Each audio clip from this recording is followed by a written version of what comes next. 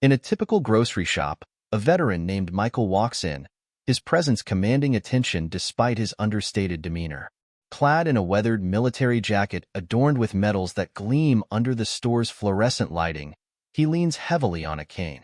Michael is a regular at this store, often exchanging polite nods and brief pleasantries with the staff, but today unfolds unlike any other. Michael approaches the produce section, scanning the shelves with a practiced eye. He reaches for an apple but fumbles slightly, his grip weakened by years of arthritis. Before he can steady himself, a younger man beside him scoffs audibly. "You should just order online, old-timer," the man sneers, loud enough to draw attention from nearby shoppers. The insult hangs in the air like a challenge, and Michael's weathered face tightens. He says nothing, moving on to the dairy aisle. However, the tension has already begun to ripple through the store. The younger man, emboldened, follows him at a distance, making snide remarks under his breath about old war stories and living on handouts. Nearby, a cashier notices the commotion and whispers to her coworker. They exchange a glance, unsure whether to intervene. An older woman shopping a few feet away offers Michael a look of sympathy, but like many, she chooses to stay silent. At the checkout line, things escalate. As Michael places his items on the conveyor belt, the younger man steps in front of him, cutting him off. "Hurry up, Grandpa. Some of us have jobs to get to." The cashier, a young woman named Alicia, hesitates.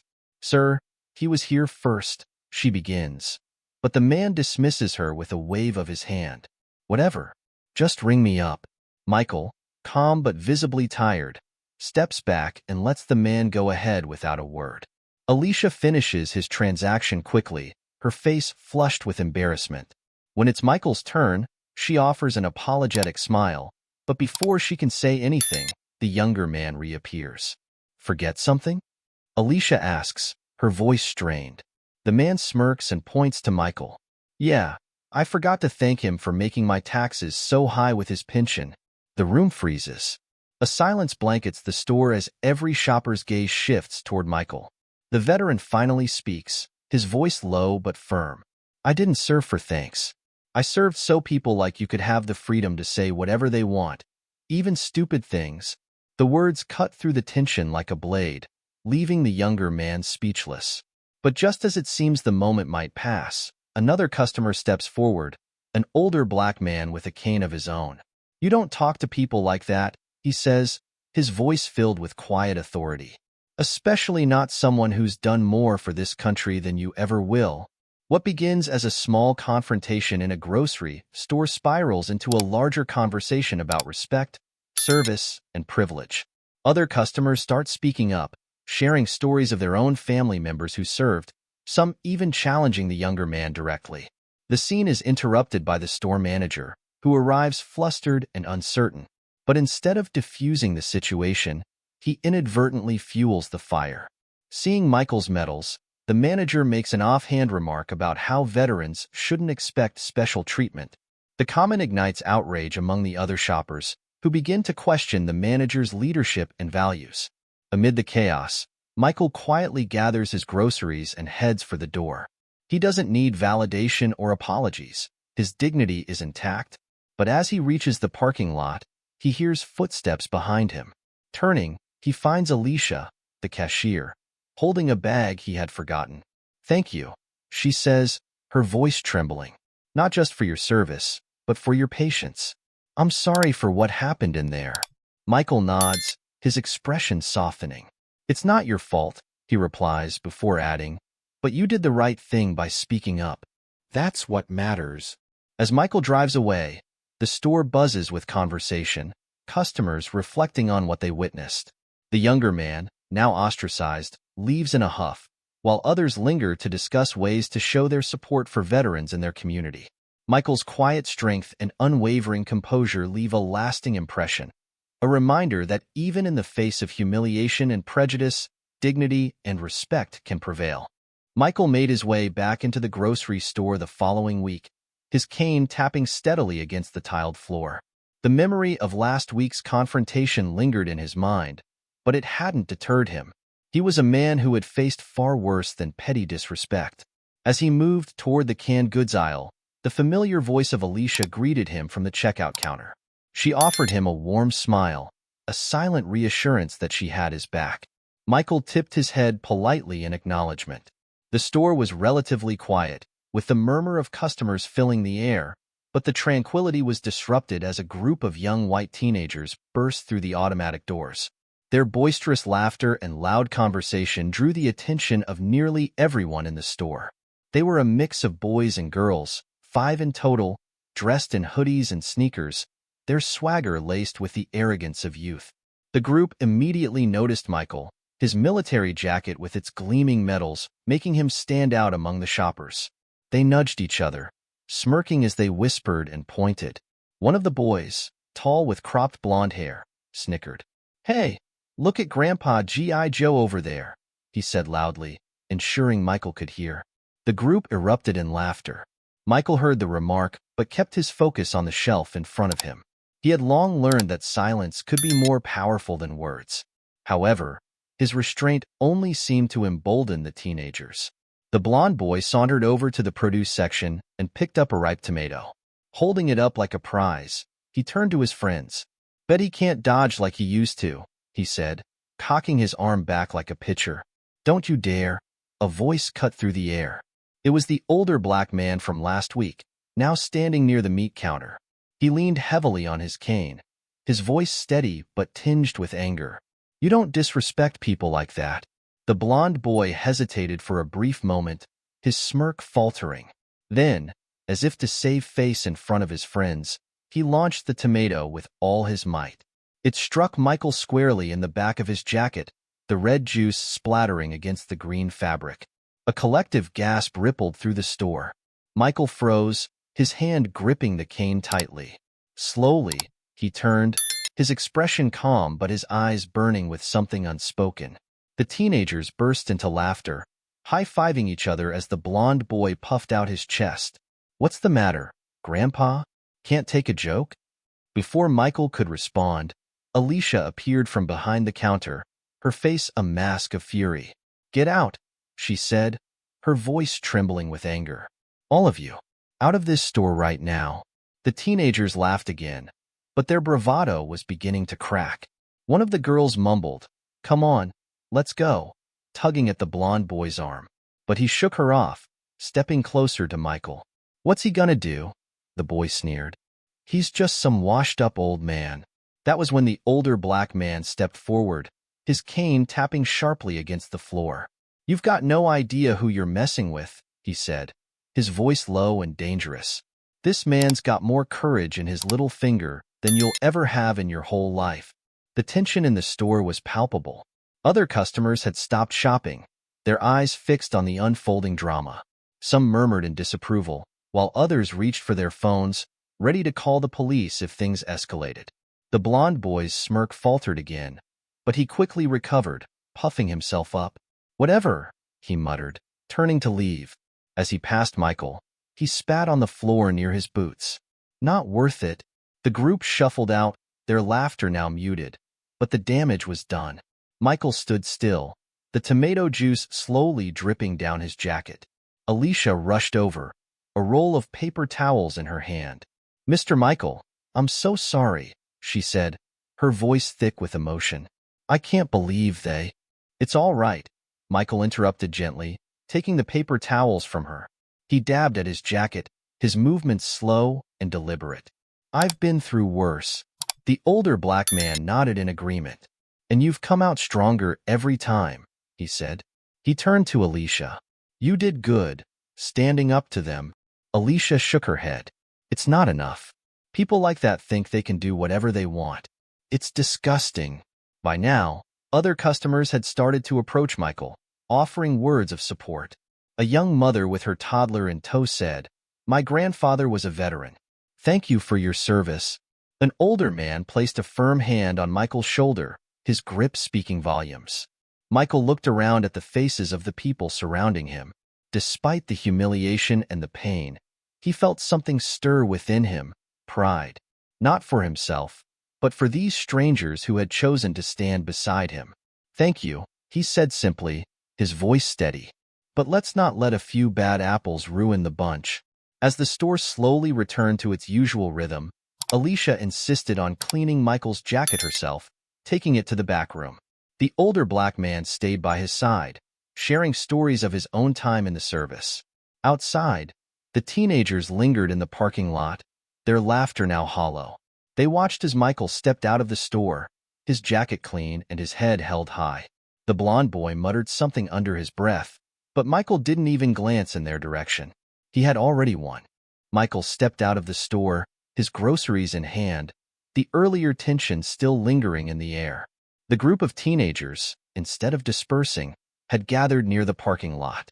Their laughter echoed like a taunt, their voices carrying insults just loud enough for him to hear. "Hey, Grandpa, did you forget your wheelchair?" The blond boy jeered, his smirk widening as the others snickered. Michael walked past them, his grip tightening on his cane, but he kept his head high. Years of discipline had taught him to endure, to rise above the petty provocations of others. But endurance has its limits. As he reached his truck, one of the boys picked up a handful of dirt from a nearby planter and flung it, hitting Michael's legs. The dirt splattered against his pants and prosthetic limb. The boy doubled over in laughter. "Oh, look, I think I broke his robot leg." The others followed suit, grabbing whatever they could find. A tomato flew through the air and burst against Michael's back, the juice running down the military jacket Alicia had cleaned for him just moments ago. Next came a handful of lettuce, then an onion, narrowly missing his head. "Bet you can't run, can you, old man?" Another boy shouted, a cruel grin spreading across his face. "What's wrong, soldier? Legs didn't make it back from the war?" Michael's knuckles turned white as he gripped the handle of his truck. His breathing grew shallow, the sting of humiliation cutting deeper than any wound he had ever suffered on the battlefield. He could feel the eyes of passing shoppers, some watching in silent horror, others turning away to avoid involvement. "That jacket's probably fake anyway," the blond boy added, his voice dripping with venom. "Bet he just bought it at some army surplus store to get pity points." The teenagers howled with laughter, their voices a cacophony of cruelty. Michael stood frozen, his body trembling, not with fear, but with the effort it took to hold back the storm of emotions surging within him. He had faced enemies with guns, endured sleepless nights in hostile terrain, and yet this senseless mockery, was an entirely different kind of battle. From across the parking lot, Alicia stepped outside, her eyes widening as she saw what was happening. She called out, her voice fierce. "Hey, what the hell is wrong with you? Stop it right now." She started walking toward Michael, but one of the teenagers picked up a squash and hurled it in her direction. It missed by inches, smashing against the pavement. "Stay out of this, lady," the blond boy sneered. "This is between us and the tin soldier." Alicia didn't falter. "I'm calling the police," she shouted, pulling her phone from her pocket. The mention of the authorities made some of the teenagers hesitate, but the blond boy wasn't done. He grabbed a potato from the ground and took a step closer to Michael. "What's the matter? Gonna cry? Gonna tell the cops we hurt your feelings?" Before he could throw it, a sharp, commanding voice cut through the chaos. "Drop it." The older black man, his cane tapping rhythmically against the asphalt, was making his way toward them. His face was a mask of controlled fury, his eyes locked on the blond boy. "You heard me," he said, his voice as steady as steel. "Drop it and walk away." The teenager hesitated, his bravado faltering under the weight of the man's gaze. "Or what?" he spat, but there was no conviction in his words. "Or you'll find out what respect means the hard way," the man replied, his tone leaving no room for doubt. Other customers started gathering now, murmurs rippling through the crowd as they pieced together what was happening. One woman stepped forward, placing herself protectively between Michael and the teenagers. Another man pulled out his phone, recording the scene. The blond boy looked around, realizing the tide was turning against him. He tossed the potato onto the ground and raised his hands in mock surrender. "Fine, whatever. Let's go, guys," he said, motioning to his friends. But as they turned to leave, he added one final jab. "Enjoy your pity parade, Grandpa." As the teenagers walked away, their laughter fading into the distance. The crowd began to disperse. Alicia reached Michael, her face flushed with anger and worry. "Are you okay?" she asked, her voice trembling. Michael nodded, though his hands were still shaking. The older black man joined them, placing a firm hand on Michael's shoulder. "You didn't deserve that," he said. "None of us did." Michael took a deep breath, his composure slowly returning. "Thank you," he said quietly, his voice heavy with emotion. "Both of you." Alicia looked around at the remaining onlookers, her voice rising with righteous indignation. "This isn't okay," she said. "People like that think they can treat others like garbage and just walk away. We can't let this slide." The older man nodded. "She's right. Respect doesn't come from medals or titles. It comes from how we treat each other. And those kids? They don't have a shred of it." Michael straightened, his chin lifting slightly. "They're just kids," he said, though his voice betrayed the hurt beneath his words. "They don't understand the cost of what they take for granted." "But they should," Alicia said firmly. "And they will if we make sure of it." The trio stood together for a moment, united by the shared resolve to turn this moment of humiliation into a lesson, not just for the teenagers, but for anyone who watched and remained silent. And as Michael finally climbed into his truck, his groceries still intact, he knew that while the battle had left its scars, the war for dignity and respect was far from over. Michael tightened his grip on the stick as he stood near his truck, the taunts of the teenagers echoing in his ears. The group lingered in the parking lot, their jeers growing bolder with each passing second. The blond boy, emboldened by his friend's laughter, took a step closer. "You gonna fight back, old man? Or you gonna hide behind your fake hero stories?" he sneered. Michael turned slowly, his face calm but his eyes sharp as a blade. He shifted his weight, testing the balance of the stick in his hand. The crowd of onlookers, hesitant but curious, began to gather at a safe distance. "You want to fight?" Michael's voice was steady, cutting through the noise like a whip. "Come and see what a washed-up old man can do." The blond boy hesitated for the first time, the quiet authority in Michael's tone unsettling him. But his pride wouldn't let him back down. He smirked and gestured for his friends to join him. "Let's teach Grandpa a lesson." They approached as a pack, laughing, but their movements betrayed uncertainty. Michael stood his ground, his mind flashing back to the countless battles he had faced. His training kicked in: assess, anticipate, act. The first boy lunged, aiming to grab Michael's cane. With a swift motion, Michael sidestepped and used the stick to sweep the boy's legs out from under him. He fell hard onto the asphalt, his friends freezing in shock. "One down," Michael said coldly, his grip firm. Another boy rushed forward, swinging wildly. Michael blocked the attack with his stick and delivered a sharp jab to the teenager's side, knocking the wind out of him. The boy staggered back, clutching his ribs. The blond boy, now visibly shaken, glanced at his remaining friends. "What are you waiting for? Get him." They hesitated, their confidence waning as they watched Michael handle their friends with precision and ease. The older black man from the store stepped forward, his cane in hand. "You want to keep this up? Or are you ready to learn some respect?" The blond boy snarled, his bravado faltering. "Stay out of this, old-timer." The man chuckled darkly. "Old-timer? Boy, you've got no idea what you're dealing with." Before the group could regroup, the wail of police sirens filled the air. The teenagers froze, their bravado shattering completely. Alicia stood at the edge of the parking lot, her phone in hand, her face set with determination. "Time to go," one of the boys muttered, tugging at the blond boy's arm. But he shrugged him off, his face a mask of defiance. "You're lucky the cops are here," he spat at Michael. "This isn't over." Michael met his gaze, unflinching. "It's over when I say it's over." The police arrived, stepping out of their cruisers with authority. The teenagers quickly began to scatter, but the officers were already on them, demanding explanations. Michael, bruised but unbroken, watched as the situation unfolded. As the teenagers were led away, the blond boy threw one last venomous glance at Michael. "You think you're some kind of hero? You're nothing." Michael didn't respond. He didn't need to. The silent support of the crowd, the unwavering presence of Alicia and the older man, and the distant sound of justice being served were response enough. When it was over, Michael stood in the parking lot, his stick resting on the ground. Alicia approached, her eyes filled with worry. "Are you okay?" Michael nodded, his voice quiet but firm. "I've faced worse." The older man clapped a hand on his shoulder. "You're a good man, Michael. Don't let anyone make you forget that." As the crowd began to disperse, people stopped to offer words of support.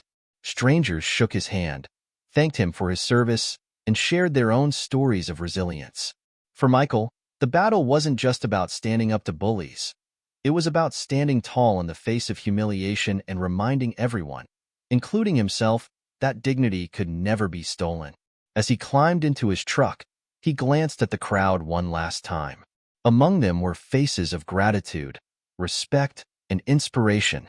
He nodded to Alicia and the older man, their shared strength a silent promise that this fight was far from over. Here's a continuation of your story featuring Jake's emotional devastation, betrayal, and a buildup of tension with strong emotional and societal undertones, including themes of racism and humiliation. It aims to keep readers fully engaged. Jake slumped into the tattered couch that now seemed to loom like a ghost, a haunting relic of the life he once had.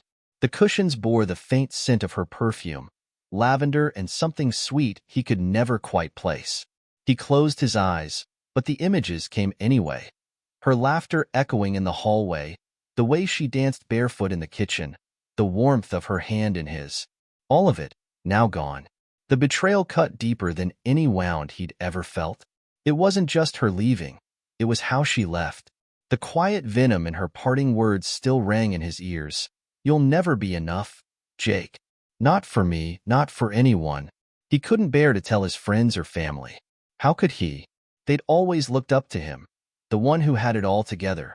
Now, he was nothing but a shell, pacing his small apartment, surrounded by memories he wished he could burn but didn't have the courage to. The betrayal wasn't just personal, it was public. People whispered when they saw him. Even casual acquaintances seemed to have heard her version of the story. They avoided his gaze or, worse, pitied him. Jake's world shrank to the four walls of his apartment, where the silence mocked him. He stopped going to work, ignored texts and calls, and let the days blur together. His fridge emptied, but he didn't care. Food tasted like ash.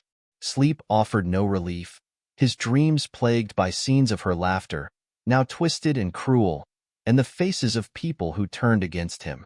It was during one of those restless nights, staring at the ceiling, that he decided to leave the apartment for the first time in days. The air was stifling, heavy with the weight of his isolation. He threw on a jacket and stepped out into the cool night, hoping the darkness would offer solace. The streets were quiet, save for the occasional hum of passing cars. Jake wandered aimlessly, his thoughts as scattered as the litter along the sidewalk. Eventually, he found himself in a small park, the kind where couples strolled hand in hand and kids played during the day. At night, it was deserted, except for the occasional figure lurking in the shadows. As he sat on a cold metal bench, staring at nothing, voices broke through his reverie. "Well, look who we have here," one of them sneered. Jake turned to see a group of men approaching, a mix of smirks and malicious glares. They were young, dressed in hoodies and sneakers, their movements lazy but predatory. Jake recognized them. They'd been friends of hers, or at least, part of her circle. He remembered seeing them at parties, where they'd laughed too loudly and stared too long. One of them, Marcus, was her cousin. He'd always had an edge, a way of making people feel small without saying much. "Hey, Jake," Marcus said, his tone mock-friendly. "How's life treating you these days?" The others laughed, their voices echoing in the empty park. Jake said nothing, but Marcus wasn't deterred. "Come on, man. We're just here to check on you. Heard things haven't been going so great. Must suck, huh? Losing everything?" Jake's jaw tightened, but he didn't respond. Another guy, taller and leaner, stepped closer. "What's the matter, Jake? Cat got your tongue? Or maybe you're just embarrassed. Can't blame you. Getting dumped like that." He smirked. "She didn't hold back, you know. Told us everything. You really thought you could keep up with her?" The words hit like a punch to the gut. Jake tried to stand, but Marcus blocked his path. "Not so fast," he said, his voice low and menacing. "We're not done here." The group closed in, their taunts growing sharper, uglier. They threw everything at him. His failed relationship, his crumbling life, even his race. Marcus leaned in, his voice dripping with disdain. "Let's face it, Jake. You were never good enough for her. And we all knew it. Hell, you're not even good enough for this neighborhood." One of the others laughed. "Yeah, didn't you hear? She upgraded. Left you behind where you belong." Jake's fists clenched, his nails digging into his palms.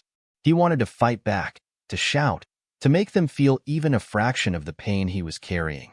But he was outnumbered, and the weight of their words pressed down on him, suffocating. "You should have seen her the other night," Marcus continued, his voice a dagger in the dark. "She looked so happy. Free. You know? Guess she finally figured out she didn't need someone dragging her down." Jake's vision blurred, rage and humiliation warring within him. His breaths came short and shallow, the world tilting as their laughter filled his ears. And then, without thinking, he lashed out. His fist connected with Marcus's jaw, the impact sending a shockwave up his arm. The group froze for a moment, stunned. Then chaos erupted. Marcus recovered quickly, his face twisted with fury. He lunged at Jake, tackling him to the ground. The others joined in, kicking and punching, their blows landing with sickening thuds. Jake fought back as best he could, but he was no match for their numbers. Pain exploded in his ribs, his head, his legs. He could hear them shouting, their voices a hateful blur, but the words didn't matter anymore. He was drowning in a sea of anger and despair, his body and soul battered beyond recognition. As they finally walked away, leaving him bruised and bloodied on the cold ground, one of them spat, "Stay down where you belong, Jake. It's the only place you're good at." Jake lay there for what felt like hours, staring up at the night sky. The stars were indifferent, distant pinpricks of light in an uncaring universe. He wanted to scream, to cry, to disappear. But all he could do was breathe. Shallow, painful breaths that reminded him he was still alive, though he didn't know why. When he finally managed to stand, his body protesting with every movement, he began the slow walk home. The world felt heavier with every step, the weight of his humiliation threatening to crush him. But somewhere deep inside, a spark flickered. It wasn't hope, not yet, but something more primal, a refusal to let them win, to let her win, to let the world strip him of everything he had left. Jake didn't know what the future held, but as he stepped into his empty apartment, he made a silent vow. He would find a way to rise again, no matter how long it took. The first time Lauren knocked on Jake's door, he barely opened it, peering out with red-rimmed eyes and an unshaven face. "What do you want?" he muttered, his voice hoarse from days of silence. Lauren, a quiet but determined force, didn't flinch. She'd been sent by Jake's sister, who was worried sick about him.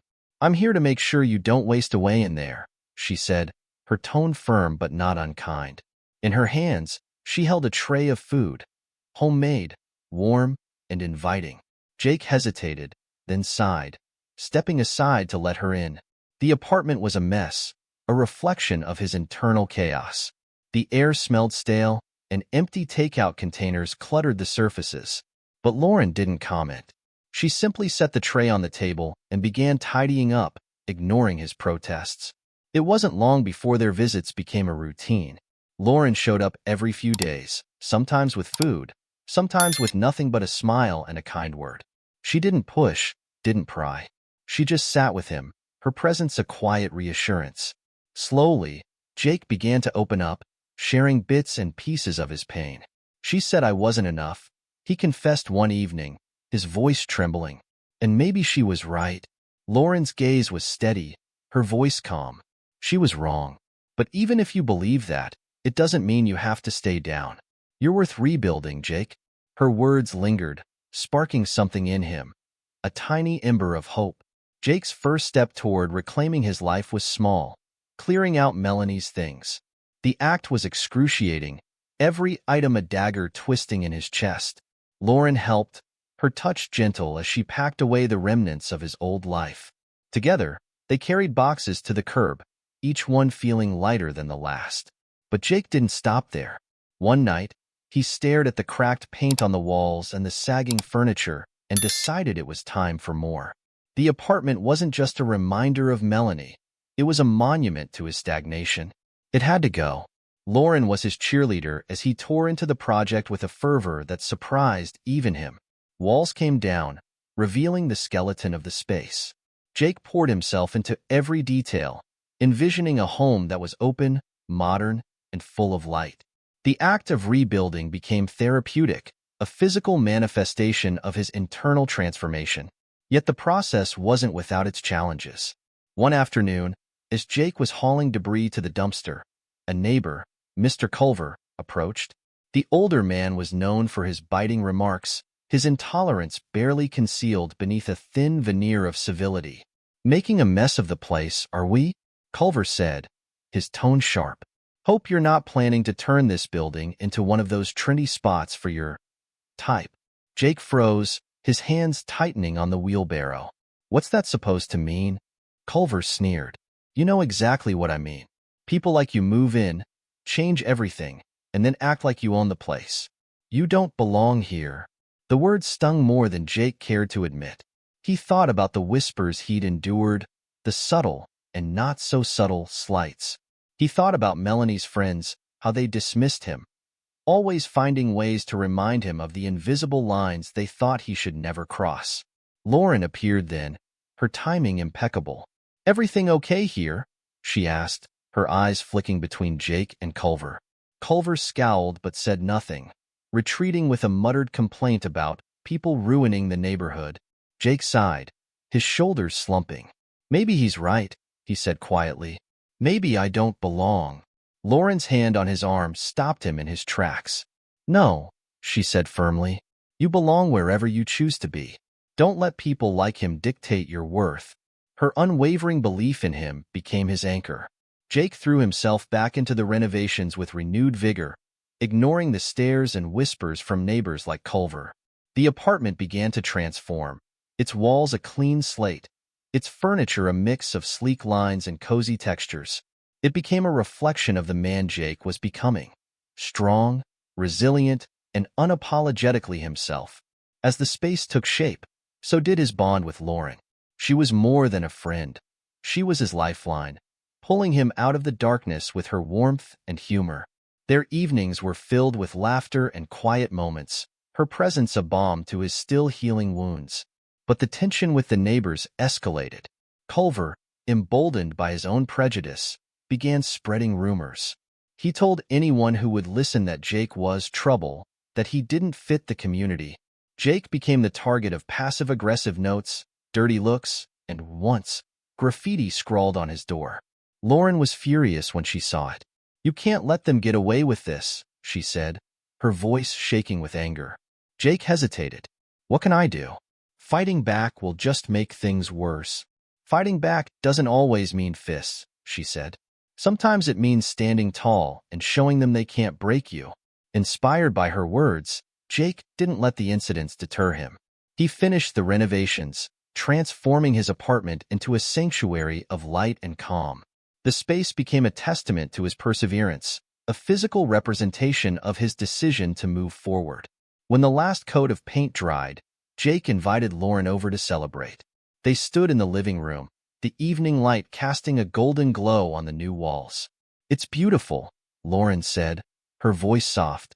"You've created something amazing here." Jake looked around, a rare smile tugging at his lips. "We've created something amazing. I couldn't have done this without you." She shrugged, her eyes sparkling. "You did the work. I just reminded you what you're capable of." As they sat together, sipping wine and watching the city lights flicker in the distance, Jake realized how far he'd come. The apartment wasn't just a home. It was a symbol of his rebirth, a reminder that even in the face of betrayal and humiliation, he could rebuild. And as Lauren leaned her head against his shoulder, he knew he wasn't doing it alone. For the first time in months, Jake felt a flicker of something he thought he'd lost forever: hope.